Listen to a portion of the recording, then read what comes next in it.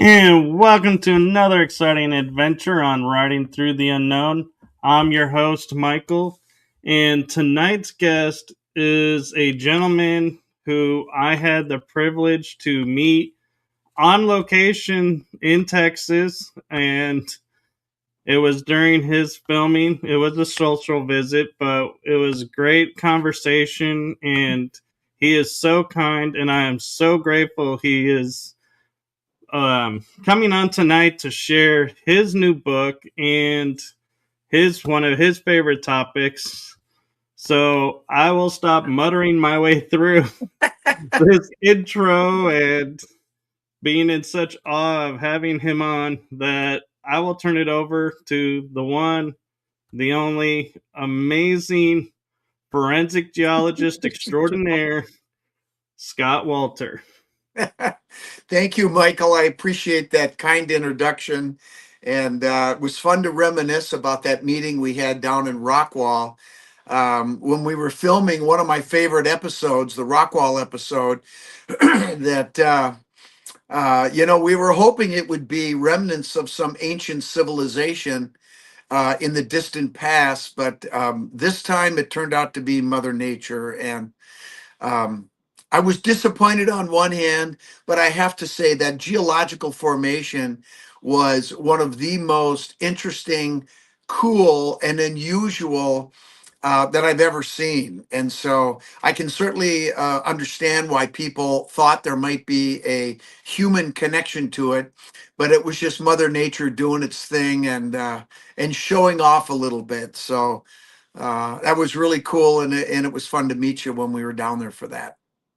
Yes, and and I appreciate it, and it was so nice of you to let us come and experience what it was like through your eyes and what you were doing and explaining everything. So that was really fun. And I have to say, it was one of those moments where, because I was such a huge fan of the show, I always in the back of my mind am like, I hear that adage, be careful meeting your heroes. But Because you you might be were disappointed, right? right, but you were so kind and everything, and even took photos. And so I just wanted to say thank you for that, and thank you for being who you are on screen, off screen. Well, I appreciate that. Thank you very much. I've said this many times.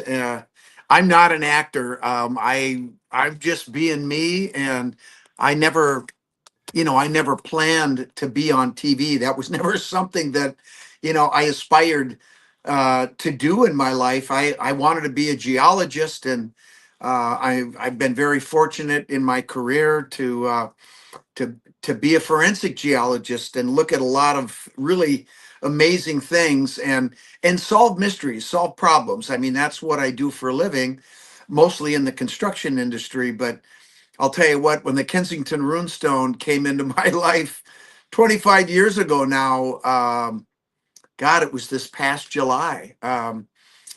Everything changed, and I did the work. I was proud of the work that we did, and it turned out that in this case, I remember thinking to myself when I was writing that report, and I wrote my conclusion that it is hundreds of years old. Therefore, it cannot be a late 19th century hoax, and is genuine. And I thought to myself, "Oh, good for them, they got one." And I signed the report, I sent it, and I thought that would be it. But little did I know that was just the beginning of what would be, a journey for over a quarter of a century now that has led to, I mean, even more amazing things. And, um, I'm really happy I can sit here today and I can say with 100% certainty that the runestone is authentic.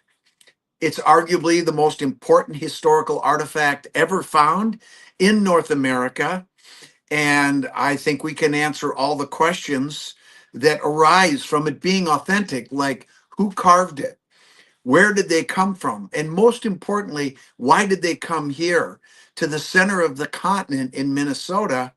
back in the middle of the 14th century, and I can answer all those questions now. So, um, if I get hit by a bus tomorrow, I think I can say that my life has been complete in that regard. Although there is a lot more work to do, and really the biggest thing that I'm hoping that I'll see in my lifetime. I'm not going to hold my breath, but that the runestone and this previously hidden history that resulted in the founding of the United States of America is realized, you know, in throughout the world. I mean, right now there's academic pushback. There are forces, larger forces at work that really don't want this story to come out. And now I understand why things like the runestone have been suppressed, and so many other mysterious artifacts and sites have been labeled frauds, hoaxes, and whatever to try to make them go away. But what I've learned, Michael, is that the fakes and the hoaxes, they reveal themselves quickly. And I'm not saying that the rock wall was a hoax by any means. It's absolutely real, but it's not man-made, and it actually revealed itself pretty quickly. We kind of made it look like it was a little tougher than it was to figure out. But those things reveal themselves quickly. It's things like the runestone that are authentic, that just keep hanging around, and the harder people try to kill it, the more it just keeps hanging around. So that should tell you something. And I'm just kind of curious with everything that you do. What I guess my one question for you I would start with is, why do you think you were the one meant to find that runestone and set you on this path? Huh. Well, that's I don't know. I mean, I really don't know the answer to that. Although, in some ways, I do think certain people are put in certain situations because they are the ones that I guess can best handle the situation and get to the bottom of it. And I'm not saying that because I think I'm special. I'm not. The one thing that I do have is persistence. And I understand scientific method. I do forensic investigations for a living, and I'm pretty good at it. I've been doing it for over 40 years now.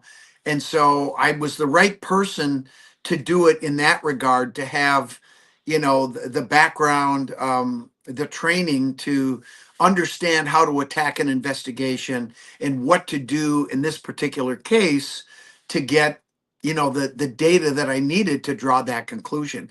But the other thing that I will say is, when I when I went to college up at the University of Minnesota Duluth, back in 1980, I went up there on a football scholarship. I was going to be a pro football player, and I did have a good career up there. We won a couple of championships, and I did a pretty good job. But I realized pretty soon that even though I played 4 years of minor league ball, that was not going to be the way I made a living. And I was very fortunate to meet a professor who inspired me and became my mentor, um, and challenged me to challenge myself to become a geologist. And I just love everything about geology. It's so logical. And I was when I was young growing up, I would look at landforms, I'd look at volcanoes, I'd look at rocks and say, how did that form?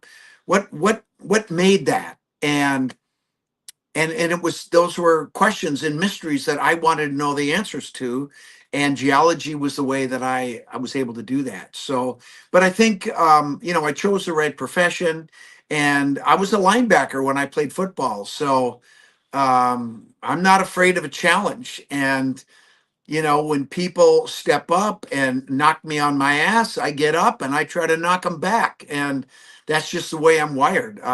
I played basketball today. I'll be 67 in a couple of weeks. and I still play with the kids, and they still pass me the ball. So I think that is also part of it. I have a will, I have a desire, and I'm not going to quit until I get the answers. And that's how it was with the runestone, because I knew there was an answer, and it was just a matter of doing the investigation, getting the right data to be able to draw that conclusion. But once I drew that initial conclusion, I thought it would be over. I thought, well, good for them, they got one.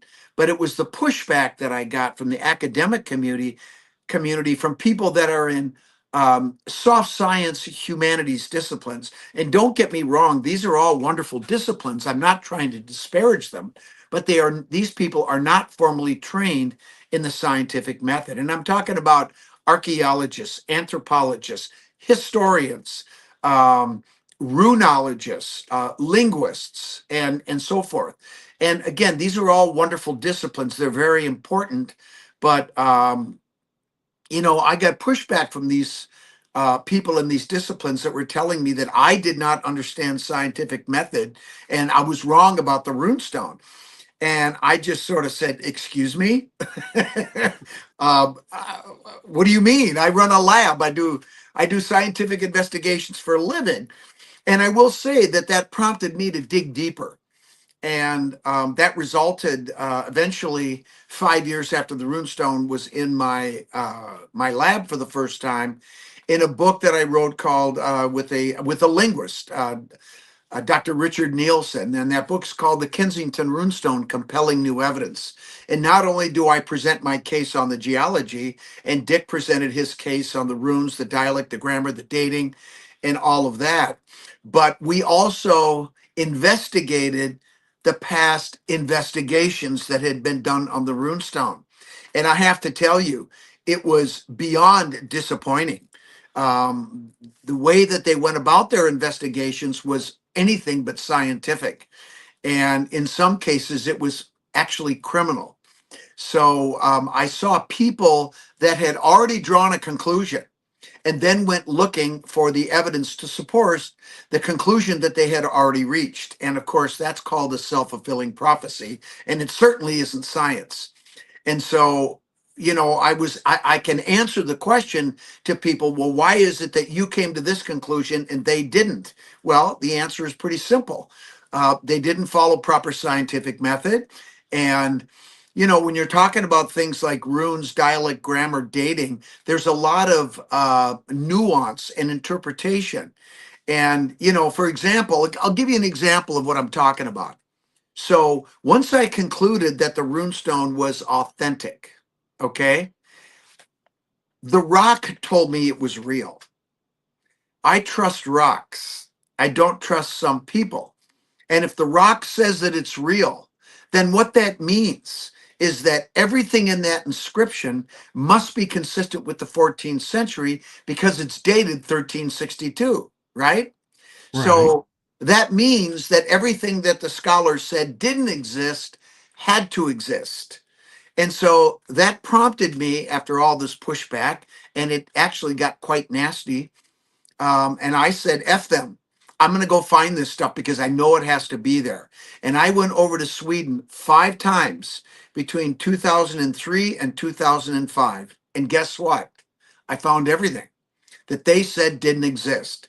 Now, you would think that if these people were truly scientific, that they would have said, "Wow, man, that's awesome. Way to go." But that's not what happened. They just criticized me even more and chose to ignore, marginalize, or just disappear. And this is when I knew for sure these people aren't scientists, because let me tell you how it works. Let's say, Michael, that you came up with a theory that, coffee's good for you, right? You did a study, you published it, and it was generally accepted that coffee is good for you if you drink, 2 cups a day or whatever.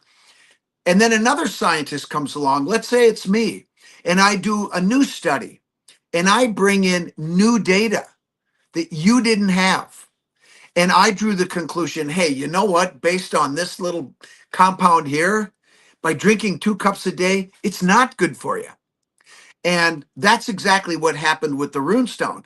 But if you are a scientist, you would look at me and say, "Hey, Scott, nice going. I didn't have that data. So based upon that, I'm going to change my opinion, and I'm going to go with you because look, I didn't have that. I drew the improper conclusion, and I'm going to change my opinion." That doesn't make you wrong. That doesn't make you stupid. It makes you smart because you have additional data that has changed what you previously believed. And that happens all the time in science. And that's how you handle it. And you pat the guy on the back. And look, it's happened to me in my career. I wrote a report on a parking ramp that collapsed. Two people were killed. It was a big deal. And actually, a young technician told me, he said, "Scott, I just don't think that's right." And I said, "Why do you say that?" And he told me his reasons. And I said, "Well, let's go take some more samples and take them in this area, right along the interface where the failure occurred. And I'll be damned if I didn't find one tiny little air void that showed evidence of plastic deformation of the grout that had not set up before the failure happened because it was snowing that night, and the grout didn't set up. And he was on site there, and he knew it was cold, and that slowed the setting of the grout, and the failure happened before everything was solid. And I didn't sit there and get defensive, because it's not about me being right. It's about getting the right answer. And in that case, we got the right answer. I changed my opinion, and I didn't even have to testify in the court case because everybody accepted the conclusion. And there was a lot of money at stake, and we just had to make sure that we got it right. So I think you get the point, though, don't you? I do. And I will admit, before we get into the Templars in your book, I do have a friend that was super excited that you were coming on, and Okay, she wanted to ask me to ask you a question, and it fire. has to do with one of your episodes, and it is, can you go deeper into the Mayans being in Miami? Well, let's put it this way. There's plenty of evidence, and in that case, you're talking about the linguistic evidence of Mayans, Miami, and I know there were some others that where the names of these places were are believed to have been impacted by the presence of Mayans in those areas. So I do I know for sure that happened. I don't, because I don't know enough about the geology, or I should say the archaeology, that would prove, that they were there for sure. But we have plenty of tangential evidence that suggests that there was a presence there. And I don't see why it would be that big of a deal, frankly, because, these people traveled by boat. And if you start in like the Yucatan, for example, and you just sail along the coast, it'll take you right to Miami, for God's sakes. Um, and I don't see why that would be a big deal. And especially when you are looking for something that in your culture is considered sacred, and that would be, this Palygorskite clay that that we talked about on the show. So to me, it's not a big deal at all. That's what the evidence suggests. It was a sacred journey that they were on, and I think we all understand that people will go to incredible lengths for their faith and things that they believe strongly in. And so I guess that's the best answer I can give you. I don't know for sure, but I have no reason to believe that they didn't. And I think that there is evidence that suggests that they did. Thank you for that. And so, with that coming up, and with talking about the Knights Templars, I would be remiss since you're on the show. And the Curse of Oak Island, people claim they have found the treasure. And so I know you went to Oak Island and did some work there. What are your thoughts about, is the treasure really found, or is it Well, just a part of it and the mystery is still going? well, I don't watch the show. I've never watched the show. I was on Oak Island in 2008. I spent a whole day with Danny Blankenship. And, what I was trying to do was to see if there was any way that I could track down the 90-foot stone because it was, allegedly it was inscribed. And I thought maybe I might be able to help out with that. But I came to the conclusion after spending the day with Danny that there is no 90-foot stone. And I walked the island and I concluded that there was nothing there. In fact, I remember when we were shooting America Unearthed, or just as we were starting, they were looking at the concept of the Oak Island show, and they asked me what I thought, and I said I don't think there's any treasure there, and I don't know what anybody is saying about finding treasure, but if they actually found treasure, I'm sure the world would know. Um, we have documents that say that the treasure was recovered in 1769. We know what the treasure was. We know exactly what happened there. We know we've got drawings of the tunnel system, the mechanisms, a lot of detail. And if they say they found the treasure, well, on one hand, they have found the treasure. The treasure is the show. So in that regard, yeah, they found treasure all right. They've made a hell of a lot of money, but I don't believe they found any Templar treasure because, frankly, the Templars aren't stupid. They wouldn't leave their treasure hanging around, for two brothers to find or anybody to find. We're a little more careful than that. Uh, I'd have to agree with that, and that goes along with that. I have another friend who is a Knights Templar, and he goes, "Yeah, there is something at Oak Island, not what they think, but we have stuff all over the country. It's not just Yeah. one thing." And so, I mean, who would put all their eggs in one basket? I mean, they lead you to believe that that this is the Templar treasure. I mean, that's nonsense. I mean, yeah. nobody would do that, and certainly not the Templars. And so, what would be, and I'm sure you've written about it, but I'm curious your thoughts on hand is the Templars are worldwide and could go anywhere, hide out, do whatever. Yep. What would bring them to America, and what was the draw of making such a presence known here over other areas? Well, that's a good question.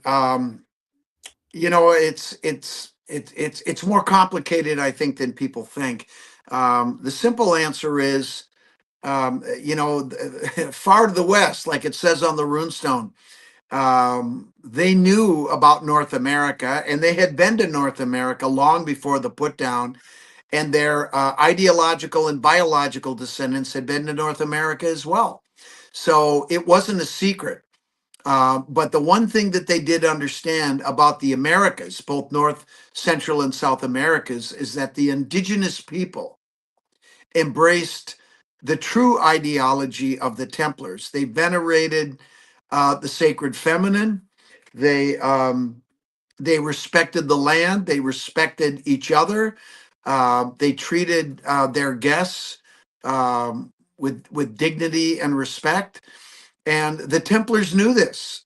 They also shared rituals with them, and they bonded at a deep spiritual level.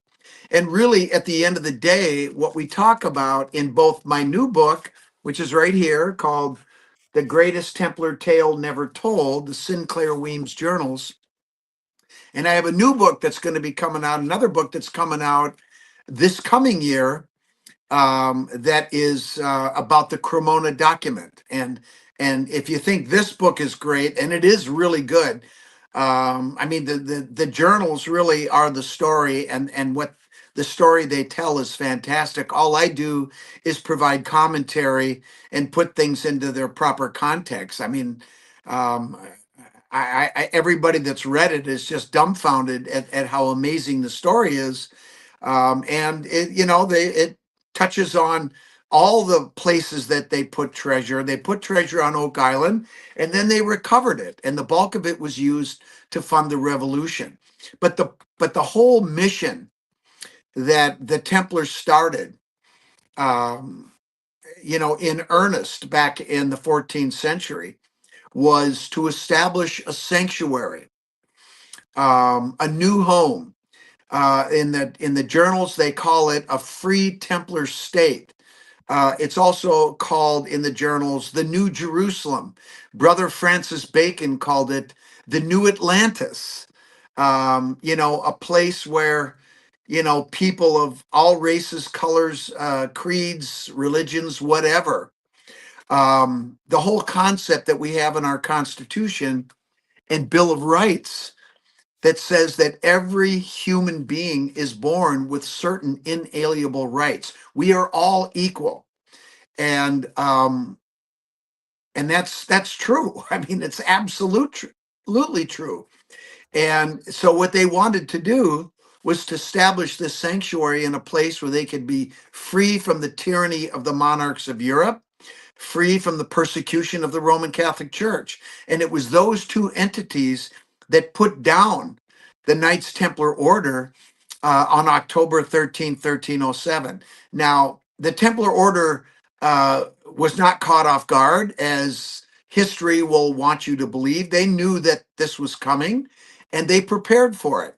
And when the church went and raided the treasury in Paris on that day, there was nothing in there. When they went to the western port of France at La Rochelle to confiscate the ships that were loaded with treasure, they were gone and disappeared into history. And this book really begins in earnest at about that point. We know where those ships went. We know where they hid the treasure. We know how they moved it in increments to the west, eventually to North America, primarily in Nova Scotia, in many places, mostly on islands, including Oak Island. And then the mission, which they called the Covenant, which of course is the highest agreement that you can make with your deity, your God, to complete this covenant, which was to establish that sanctuary. And in 1769 and 1770, the time came.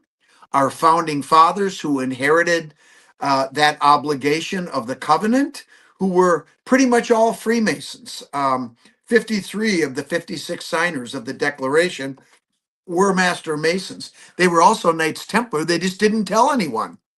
But they inherited that obligation, and they sent 46 young men and 6 slaves. These men were all Freemasons, and they were directed by people like Ben Franklin, George Mason, and some of our other founding fathers that people will recognize their names, to recover those treasures, to bring them back to the Grand Lodge at that time to help fund the revolution. And so that's the story. So we owe this United States of America really is the completion of that covenant, of the establishment of the New Jerusalem, the New Atlantis, that free Templar state. And if you look at the history and you understand what happened at the time of the founding of this nation, we fought a war. The Revolutionary War was against a monarchy, right? The King of England. And, now we're trying to go back to it, for F's sake. This is ridiculous. And, the Roman Church, I mean, we have freedom of religion and separation of church and state for a reason. And it goes back to the persecution of the Knights Templar, when the church and the monarchies elevated each other, legitimized each other above the people. And so our founding fathers are the descendants of those Templars that were persecuted by those entities.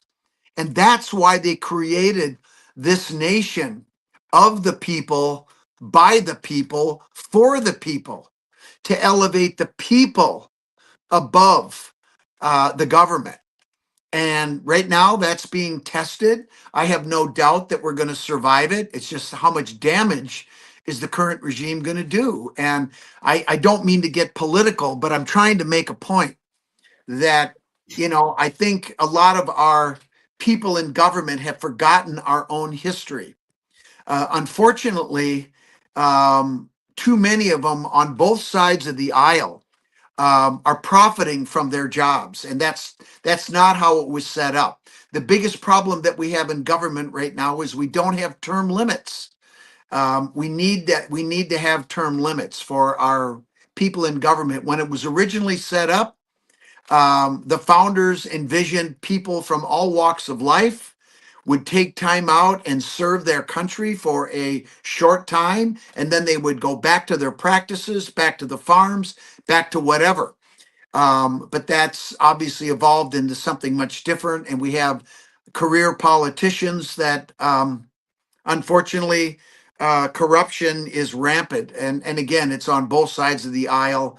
And this is not the way our government was intended by our founding fathers, again, who were all Freemasons. Now, you can call me biased because I am a Freemason. I'm also a Knights Templar, but this is the truth.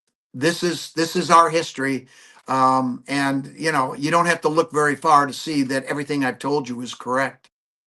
No, I totally agree, and it's something I've thought about myself. And I'm curious your thoughts on why is it with all the cultures that we talk about through history, that have come and gone. What is it about the Knights Templar that when people hear about it, they're like, "Oh wait, I need to dig deeper into this one," and is the draw into that? And on top of that, what got you started into delving into the Knights Templar? Well, I'll tell you after I asked you how I got into the Templars after I answer your first question. And it's a good question. And when I think about it, I think part of the mystique of the Templars is, if you look at their history, they were revered for their military strength, for their commitment to their jobs, to their chastity, to their commitment to their deity. And I use the word deity as opposed to God because deity is, there's many different types of religion, and there are people that believe in a higher power, like Freemasons, that don't practice organized religion. Unfortunately, organized religion uses fear to basically control people and manipulate them, and that's not the way spirituality is supposed to be. And even though people associate the Templars with the Roman Catholic Church, the truth of the matter is they were anything but Catholic. They pretended to be Catholic to serve their own ends, and they honored the Virgin Mary to the point where some of the popes became a little uncomfortable. All you have to do is study the leader of the true leader, spiritual leader of the Knights Templar, and that's Saint Bernard de Clairvaux, who first joined the Cistercian order in 1113 and wrote the charter for the Knights Templar order. Back and then when the Templars became an official order in January 13 of 1129, it was Bernard that wrote the charter for them. So when you really dig deep and you understand the real history of who the Templars are, they're much more interesting and fascinating than the popular belief or understanding. I mean, look, the church moved against them because they became too rich and powerful, is what you will read if you study them. But and yes, that was true. They were very powerful. They were very rich. But the real reason that the church was pissed off is because they realized who they really were, and they venerated the sacred feminine. And they're not Roman Christians; they were Gnostic Christians, and those that practice the true faith to this day. That's what we are. So we honor the feminine. We don't treat her like she's property.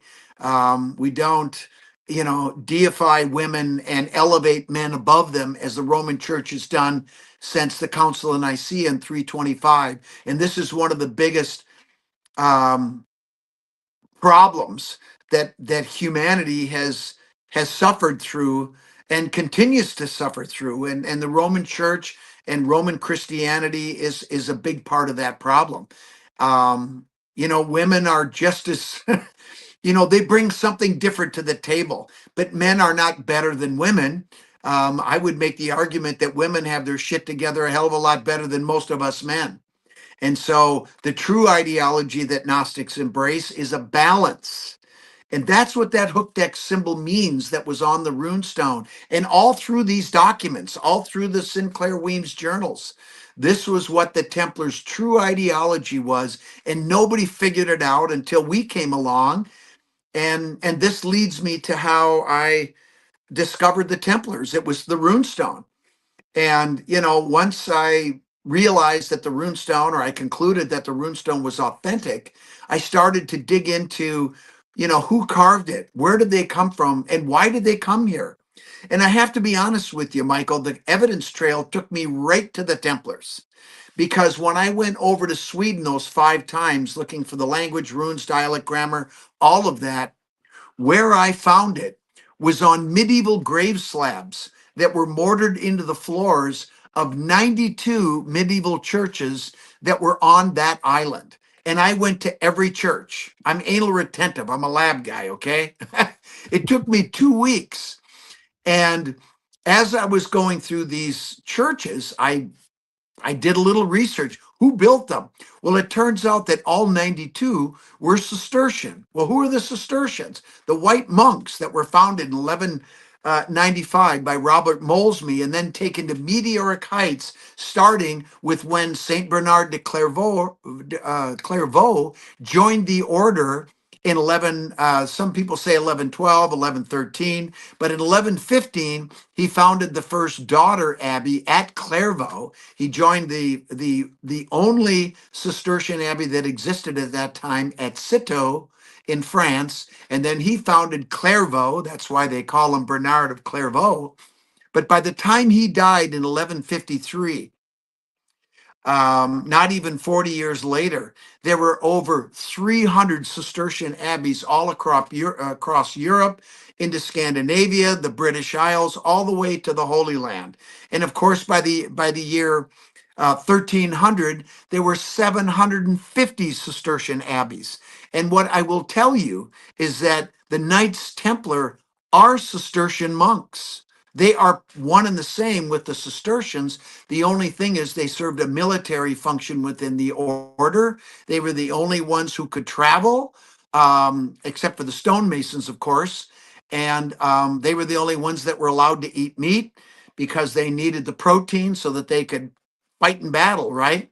But there were other things that the Cistercians did. They tended to large flocks of sheep. They were uh, amazing gardeners, and they had orchards, and they grew food, and they had foundries. They had forges where they were making metal and all kinds of products, and they would go into the cities. These Cistercian abbeys and these Templar commanderies were always out in the wilderness, and they were built associated with water. Streams were flowing through them because they were obsessed with cleanliness and purity. And so I dove deep and I studied them intently because it was fascinating. And it's also interesting to see how their impact on the world.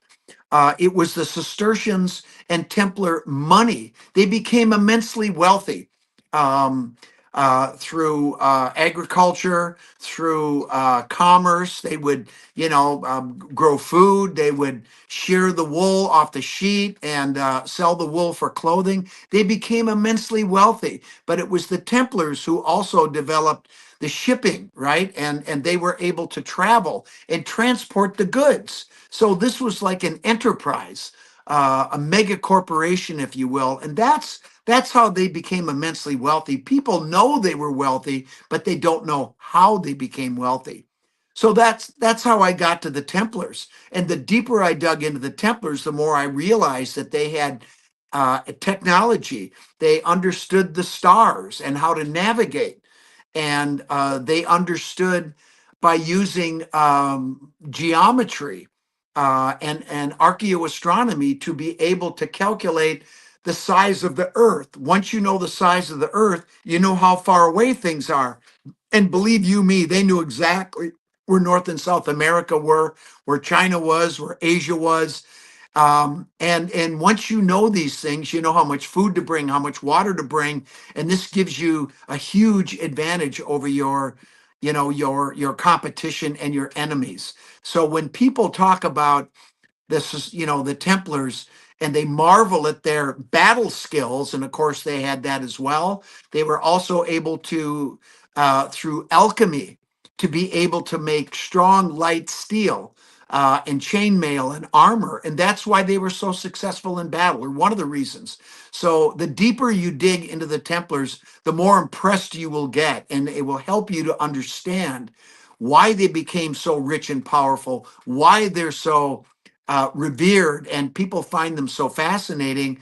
And then when you start to look at things like coming over to North America and bringing their treasures to found this new Jerusalem, everything makes sense. Everything fits together, as it must when you're doing a forensic investigation and you have the right answer. Because if you're doing an investigation and you have a piece of data that's hanging out there that doesn't fit the thread, you're not there yet. When it comes to the Templars and the founding of America, everything fits. Now it's just a matter of getting the word out there, getting this history accepted, and getting these academics, frankly, off their ass. And the other thing that I found with academia is a lot of these people, even though privately, it's like people talking, like Republicans talking about Trump. Behind the scenes, they don't like him. They think he's a moron. In academia, they know that the Templars were here. They know the story that they're putting out there isn't right, but they don't want to tread on the legacy of their predecessors. And look, as I told you before, it's not disparaging the people that came before you. When new evidence comes forward, if your predecessor doesn't understand that, then shame on them. You go forward, you bring forth the truth, bring forth your evidence, and stand tall. And if your predecessor doesn't like it and he's wrong, well, tough up. If he has integrity and if he truly supports you in the work you're doing, he'll stand with you. That's the way it should be. Not, talking behind your back because, he perceives you're somehow attacking his legacy when that's not at all what's happening. So I get a little wound up when I do this, Michael. Sorry. Oh no, I love the passion and the information. And one thing that I've come across when I'm, looking into the Knights Templars that kind of makes sense to me, but at the same time I question it, is when in the Holy Land during the Crusades, Yeah. they would be friends with the Sultan and his armies. And when they would show up, they'd be like, "Hey, do we really got to fight this battle?" Okay, well then, yeah, and they give it their all. But then when the battle's over, they're back to, okay, so what are you doing this weekend? Kind of mentality. Is that well, real that or? well, it is to a point. Now, what you have to understand is that there are other traditions that embrace essentially the same ideology. In the Muslim faith, we have the Druze, who are Gnostic Muslims, if you will. And so there are things that they have in common with the Templars from a spiritual level, from an ideological level. And so they would meet privately and have their degrees, their rituals. They would treat people with respect. In many ways, it's kind of like sports, right? I mean, I use the analogy when I play basketball, and I talk to some of the young kids, and when we play and somebody does a hard foul, you get in each other's face, you kind of get after it. I mean, what you have to understand is that everybody wants to go home. Nobody wants to go get hurt. You want to have a good workout. You want to compete hard. But then, and I just say, look, when I'm on this side of the line and we're on the court, I'm going to fight like a dog and I'm going to kick your ass. But as soon as the game is over and I'm on this side of the line, out of bounds, and the game's over, I'll be the first one to buy you a beer and tell you what a great player you are. And I think sometimes people have a hard time understanding that because you compete so hard. And then, afterwards, these guys in football and all sports, they hug each other and they exchange jerseys because they understand that, everybody has to go home to their family. They don't want to get hurt. I don't want to see a guy get hurt. I hate seeing the other guys get hurt. But, it is part of the game. But in a way, that's kind of what's going on with these traditions because, we're all human. And if you are truly a Templar, you know that everybody else is human and has good days and bad days and families and kids and grandkids and sickness and illness and good times and hard times. I mean, that's just the human condition.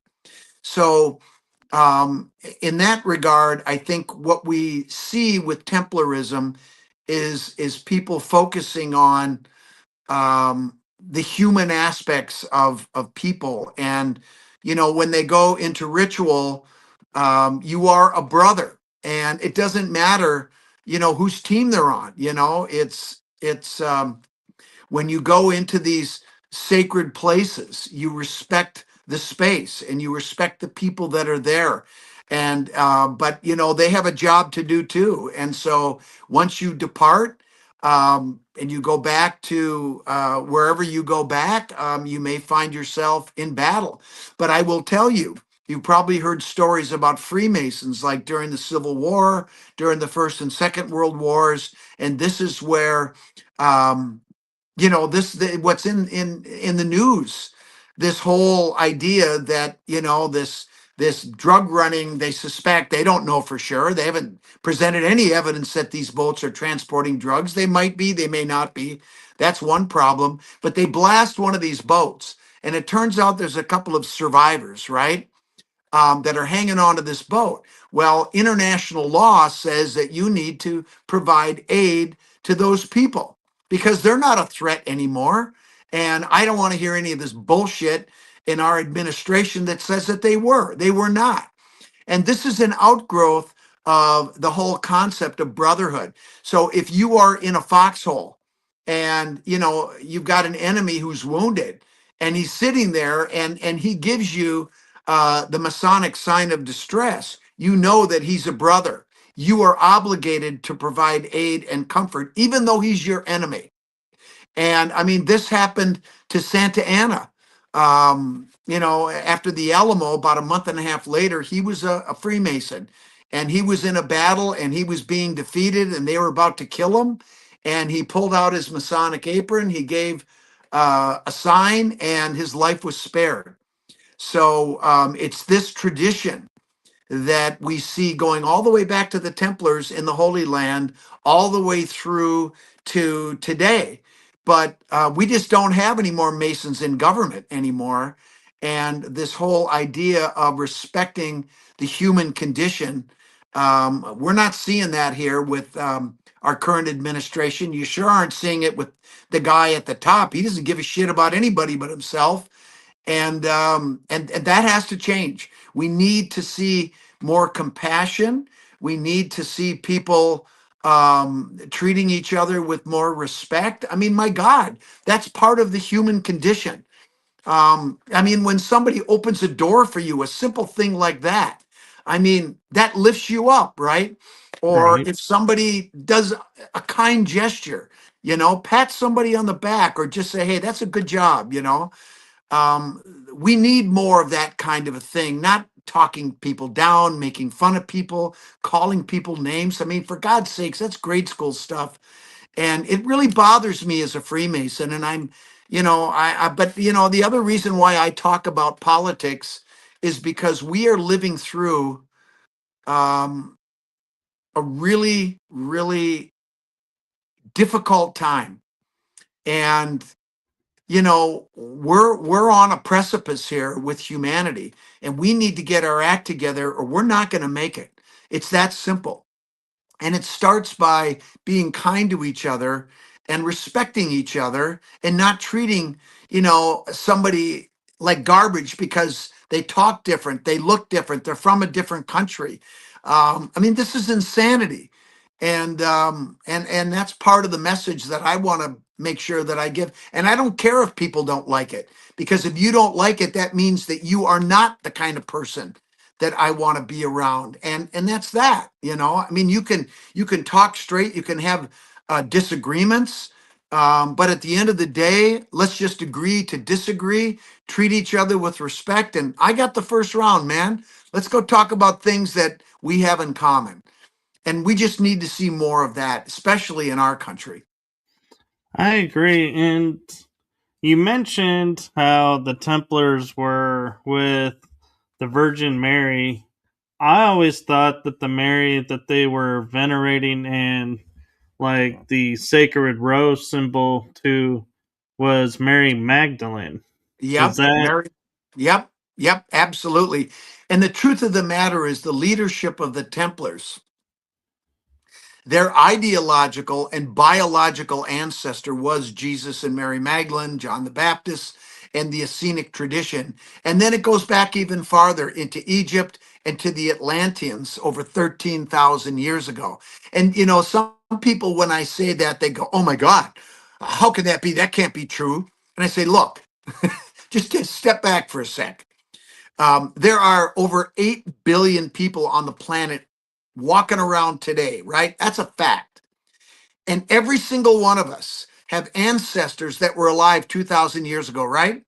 right? That's a fact. Nobody's going to argue with that. And if you do, you're a fool. But it's true. So, why is it such a big deal that these two people who were married and had at least two children? Actually, she had three. She had one with John the Baptist before she married Jesus. And Jesus was actually obligated to marry her after John the Baptist was beheaded. And that's a whole nother story. But the point is this: why is it such a stretch to say that their children couldn't have had children and their children have children and so on all the way to this day? In fact, hello, it happens all the time. So to me, it's not a big deal, but I happen to know that it is true. Now, I'm going to say something right now that's kind of controversial, but then I'm going to put it into context. I am also part of that lineage, but it doesn't make me special because there's probably millions of people that are descended from these two people. And according to the genealogy that I've had done, I'm part of that bloodline.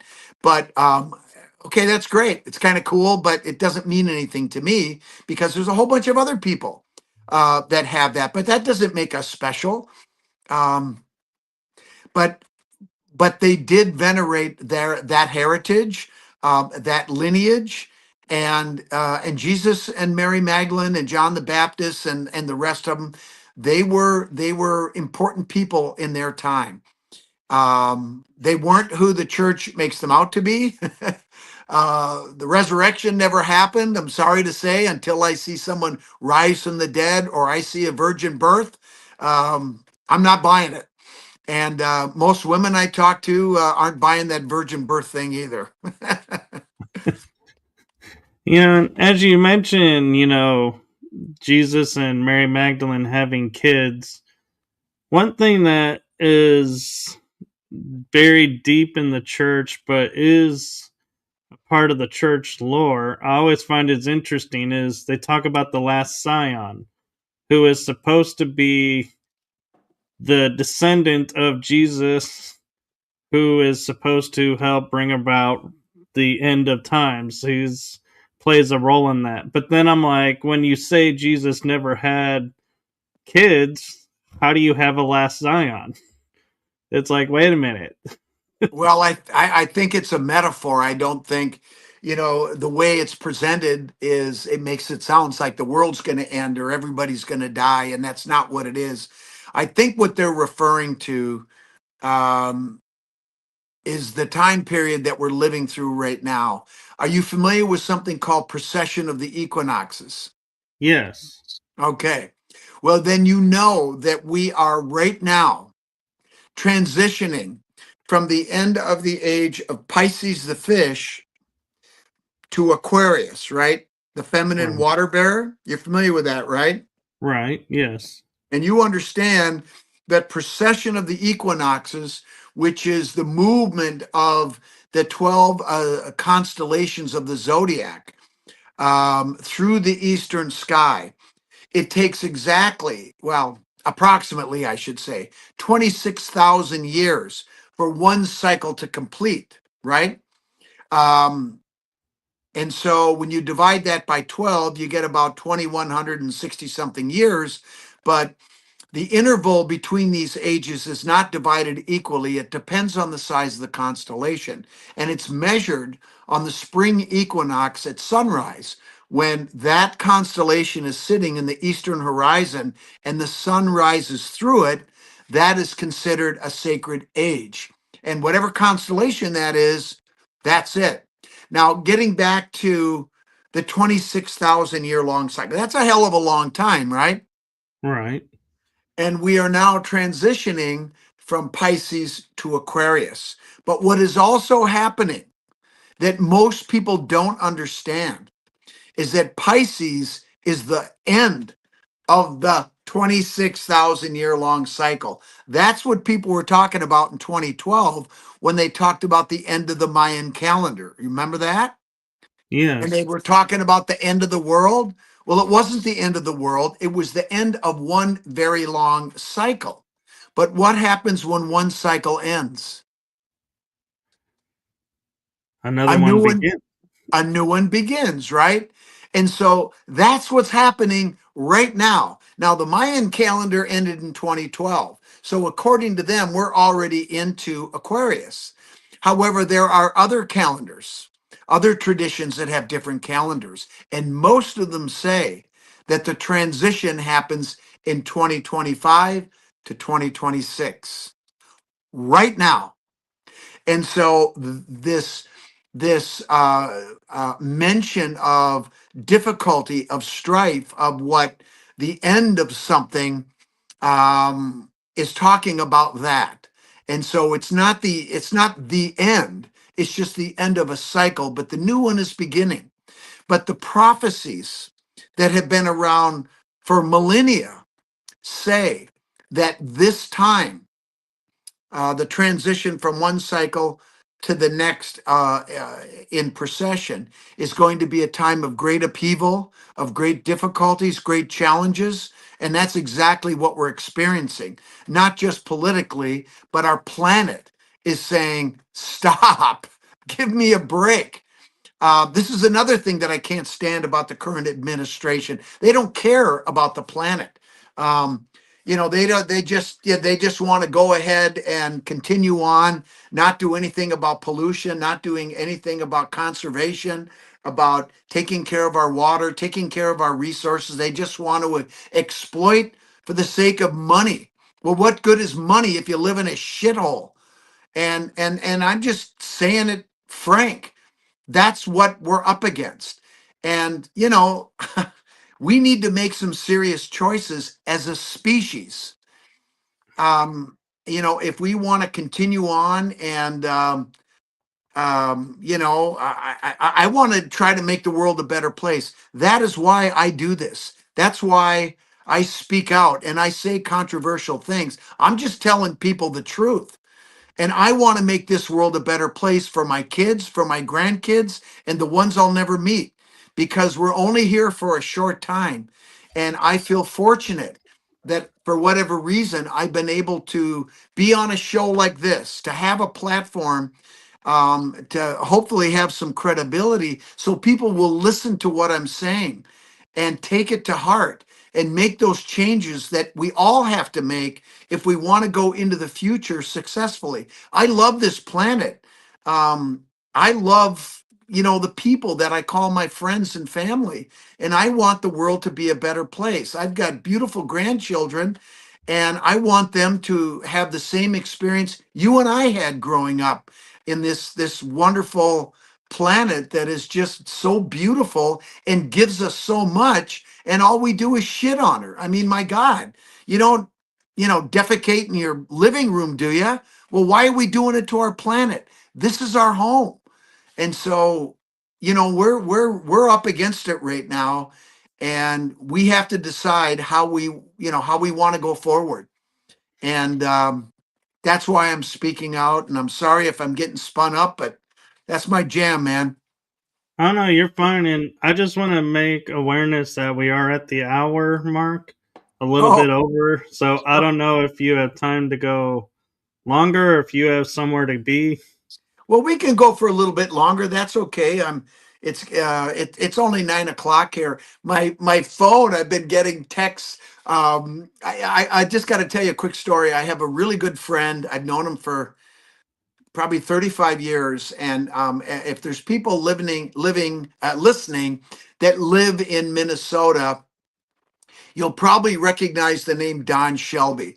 Don Shelby was a news anchor in our market here in Minneapolis for about 35 years on WCCO TV. And he's like, one of the founding fathers of Minnesota, very well respected, a super smart guy. And he was actually a guest on my show a number of times.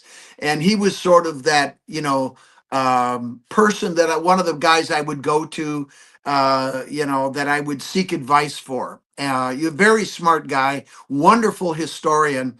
And he's actually reviewing right now.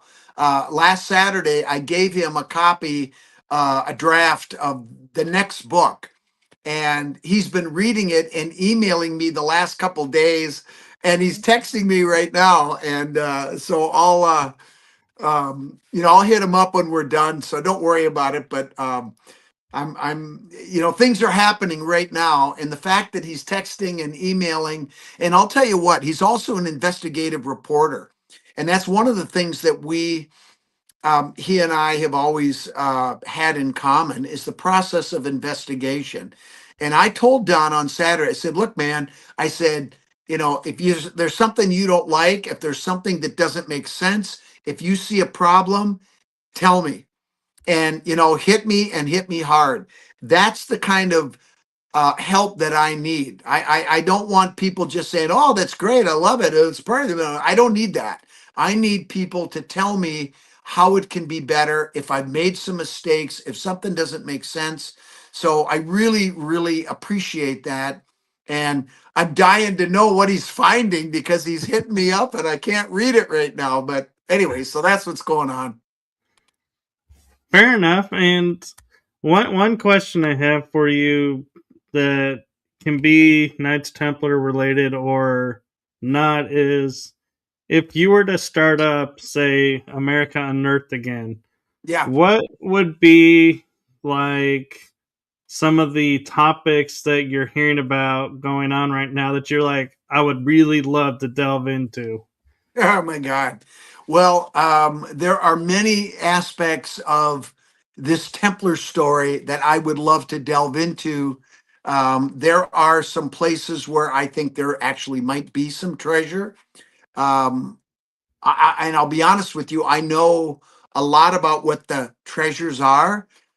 And yes, a lot of it is gold and silver coins, artifacts, and things, like that, and jewels. But the stuff that interests me are the relics and the other stuff. Money's nice. I mean, everybody likes money, but money's boring. I mean, we know what we can do. Money buys convenience, but artifacts and documents to me are just eminently fascinating. And so I would love to go and see if we can find a couple of the treasures that I think are still out there. And no, they're not on Oak Island. Um, they're in other places. Um, Another thing I would like to do, maybe you heard about it, this summer was when they went public with it. It was actually discovered, I think, about 7 or 8 years ago, something called the Wawa Runestone. Have you heard of it? Up in No. Wawa, Ontario, on the north side of Lake Superior. And it's a runic inscription that's carved into the bedrock, and apparently there's some ships carved with it. There are some X's.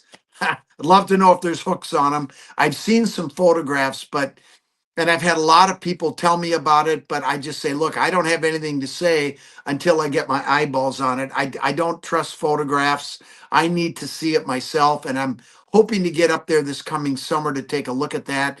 But man, if we could do something like that on America Unearthed or whatever, again, that would be great.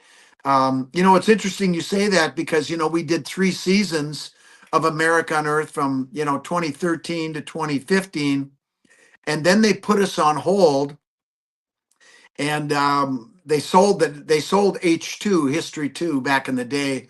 That's what we were on initially, and then we were off for 3 years. I mean, I did some other television stuff, but then America Unearthed came back in 2019 for a fourth season, but then COVID hit, and it just that type of boots on the ground um, programming just wasn't feasible anymore.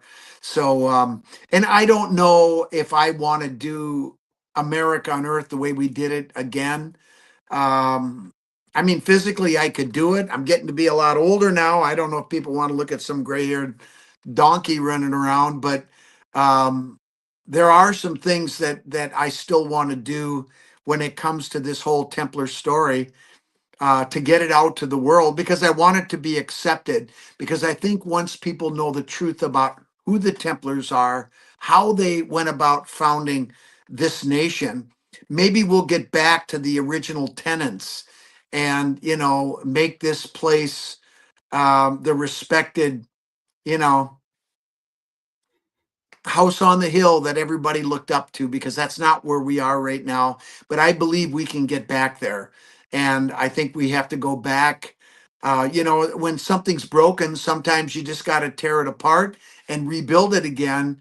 But we have that foundation of the tenets and principles upon which this nation was built. And we have to stick to those. We have to honor those. And we have to believe in those, and we have to walk the talk.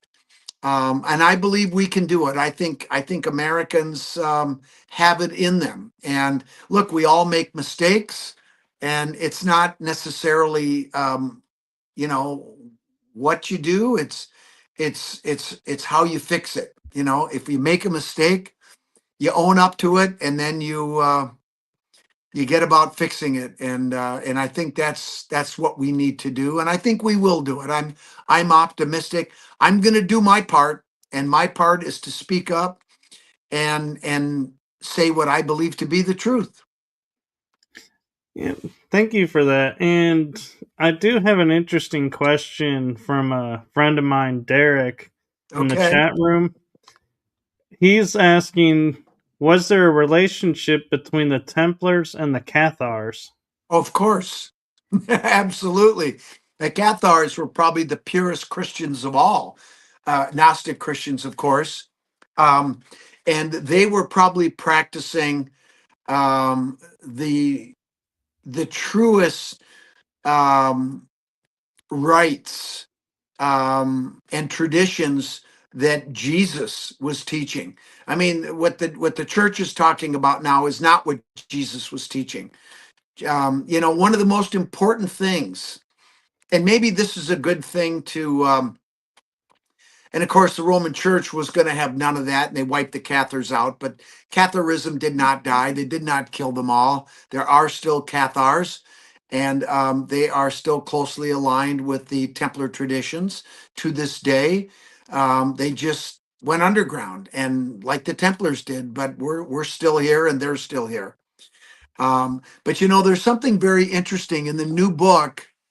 You're going to read about these amazing messages that the Templars, their information that they preserved, they protected, and they encrypted. And in many cases, and we have about 30 messages so far that we have been able to decipher. And the difficult part is, just because you decipher one message doesn't mean you're automatically going to get the next one, because they're all encrypted differently. And it's a pain in the butt, let me tell you. It's a real challenge, but we've been able to decipher pretty much all of them. I don't think there's any we haven't deciphered. But a number of them use a cipher phrase. that's mandatory to be able to solve the code and decode it, right? So there was the longest message that we have deciphered is over 6,600 characters, 6,609 to be exact. And there is a particular cipher phrase that we were able to figure out what it was. And it's kind of cool the way they hide the cipher phrase. Sometimes in an anagram, do you know what an anagram is? Right, when they mix up the letters. They mix up the letters and you have to figure out what the word is, right? Um, so in this particular one, the cipher phrase is at the top, and then you put these groups of symbols um, alphabetically within that phrase, and then you read it this way. I mean, it's really hard to put this together carefully and keep everything straight. And as we were decoding this message, the cipher phrase would appear again in the message about every 15 to 20 lines. And the reason they did that was to make sure that you were on the right track. Because if you didn't get the cipher phrase again, you screwed it up and you had to go back and fix what you'd just done. The cipher phrase occurs 13 times within this long message. And it took 2.5 months to decode it, even though we knew what to do. It was that difficult. And I can't tell you how many times I didn't get the right word. I'm like, oh God, I got to go back. But the message is very profound. It's basically history. It talks about Oak Island in some parts, but it talks about other things too. It's quite lengthy. But the cipher phrase, I can now tell you, was the message that Jesus was teaching. And I say that on good authority. And I think this might be what I want to leave your audience with to think about, because it's going to rock them a little bit. But if you stop and think about it, it's true. It's prophetic, and it's the word. The cipher phrase is this: the power of God is within you. That was his message. And not only is it in you, it's in your partner, it's in your kids, it's in your friends, it's in all of us. That is why when human beings are getting along, when you feel that energy, when you feel that vibe, that collective consciousness that's in all of us. You know how you feel when you listen to your favorite song or you go to a concert and you're just rocking and everybody in the house is feeling it? Oh yeah, all tingly That's, and yeah. yeah, that's the power of God in everyone, because it's in every single one of us. It's not some guy out there that's, watching football players score touchdowns, because that's nonsense. And I'm sorry to tell that to the Roman Christians, but it's the truth. And that cipher phrase appears in multiple messages, and in some cases is the message. And that's what he was teaching. So I'll just leave it at that. Thank you. And I have one theory I want to ask if it's okay before we end this. Yeah. And you can confirm it or say can't talk about it, but is there more than one Graal? Say again. Is there more than one Grail? Well, that's a great question. Um, First of all, you have to define what the Grail is. The Grail is different things to different people. Um, to some people, it's a cup, that was used at the Last Supper. To some people, it's treasure. To some people, it's the Ark of the Covenant. To some people, it's the womb of Mary Magdalene, the womb of all females, that carries on the bloodline. To some people, the Grail was the establishment of that sanctuary we now call United States of America. It's many things to different people. So I kind of like the fact that there is no right or wrong definition of the Grail. The Grail is what you think it is. What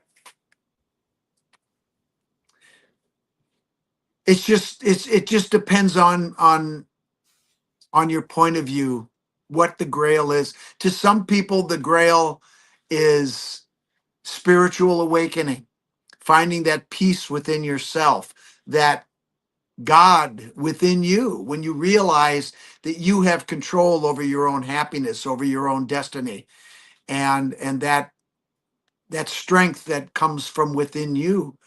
And I think the more you think about that, I think you're going to realize that maybe that's what the Grail is.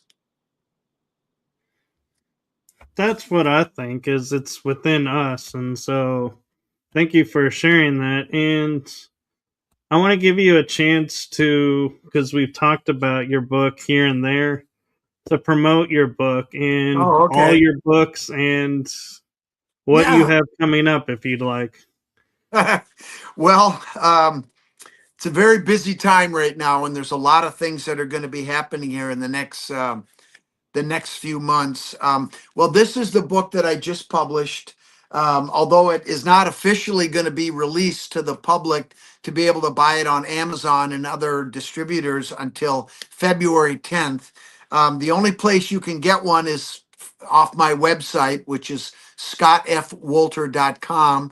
But I sign and personalize every book that is bought off my website. And I've been selling this book like crazy because I'm telling you, it is, and it's not because I'm a fabulous writer. It's not. It's the journals that we present in here, and we and it starts in the 14th century with a young Earl Henry Sinclair, whose father gives him a journal on his 8th birthday. And the number 8 is very important. It's very sacred. It's one of the numbers in the Fibonacci sequence. The next number is 13. That's why you see the association with the Templars, the number 13. People don't understand what that means. The church has demonized the number 13 when in fact it's the number of the goddess. So you can start to see how the church has been the antagonist in this story and continues to be. But I think, I mean, even in buildings for a long time, they didn't have a 13th floor because it was bad luck, right? Well, that's bullshit. It's actually a sacred, beautiful number that is symbolic of the sacred feminine. But any case, he gets the journal when he's 8 years old, and he writes all the way through his life until it's his turn to bring the treasures to North America in 1395 and 1398. And then he passes the journals to his son, William, whose obligation is to continue the covenant of checking on those treasures, traveling to North America to make sure that those treasures are safe, and because that treasure was to be used for someday, when the time came to use that wealth to establish this new sanctuary. And that obligation was passed on through 15 generations over 4 centuries. And there were 5 generations in the Sinclair clan, and then the journals were passed on to the Weems clan, who back then and to this very day in Scotland, that family are shipping barons. So obviously they had the means to come over and check on the treasures. There's one other thing I want to say about this whole mission that was called the Covenant, is that when Earl Henry came over to North America, he and the Templars that he brought with him. He didn't just bring the treasures, he brought 120 remaining Knights Templar, the descendants of those that escaped France in 1307, who fought at Bannockburn, the greatest battle in the history of Scotland when they defeated the British. There's been a long-standing rumors that the Templars helped them defeat the British in battle, and the journals tell us that story is true. But Earl Henry and his men brought over 120 remaining descendants of those Knights Templar, and they stayed in North America, in part to guard those treasures. But when they went over here, they also formed a deep spiritual bond with the indigenous people, and they bonded through ritual and intermarriage. And they said to Earl Henry and his men, and to the subsequent Weems and Sinclair descendants that came later, "You are our brothers. Gold and silver means nothing to us. But if you want us to guard these treasures, we will do that for you." And they did for over 4 centuries. And look how we repaid them with genocide, right? But Right. I will tell you, they still know the story. And you don't have to believe me. Talk to them because they still know. And next year, when we start patting ourselves on the back with this great country that we have, we cannot forget the 46 men that went up there to recover those treasures and the 6 slaves that went up there with them who received their manumission. Do you know what that word means? I didn't when I read it in the journals. It means to give a slave their freedom. And we also cannot forget our indigenous brothers who guarded those treasures for 400 years.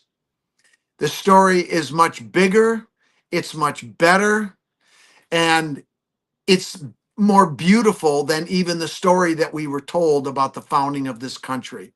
So when you read this book, you are going to be amazed. And the details are what I dug into. And the last chapter is called Analysis.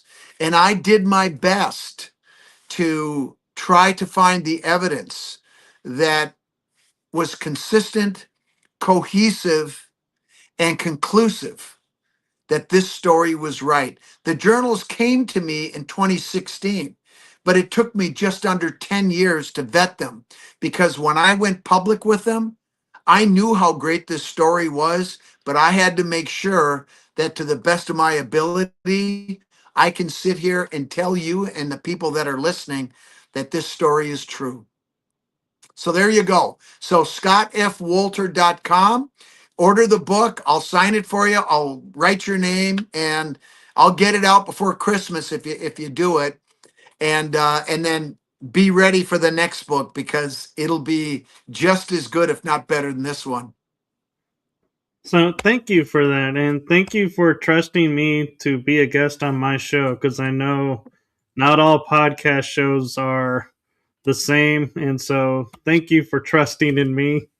Well, thank you for having me, man. And look, I don't sit there and worry about how big somebody is, a podcaster. Everybody has to start somewhere, and maybe someday you're going to be a big shot, and I'm going to say, hey, do you remember me? So it's all good, man. Well, thank you. And before we go, I'd like to say from my heart and the heart of my show to you, thank you for what you're doing and exposing the truth and bringing to light the truth of what's going on. Well, thank you for that. All I can say is I'm just going to keep doing what I think is right. And so far, it seems to be working out pretty good. And I'm going to do it till I drop, man. That's that I can promise you. Well, hopefully, it won't be anytime soon. Well, I hope so too. I'm having a good time. So, well, thank you, Michael. And let's do it again soon, eh? Yes. Thank you, and we will. And so please like, subscribe, and follow along because you'll never know when Scott will make his appearance in season 4. Oh, you mean on America Unearthed? Oh, my show, Oh, actually. your show. Oh, I thought you were talking about my show. Anyway, well, that sounds good. Season 4, man. I'll be ready. Hey, I'm matching your record. 4 seasons. There you go. You'll pass me up. That's okay. Well, for now, but I have a feeling your show will be back. Well, we'll see. All right, In man. one Well, way or listen, thanks. another. Yeah. Well, thank you so much. And I'm going to go have one for real. This was lemonade. I'm going to add a little sauce in here now. That'll be my nightcap. So thank you, and thank you to everyone, and happy holidays to everyone. Merry Christmas, and we'll see you on the next one. Good night, everyone.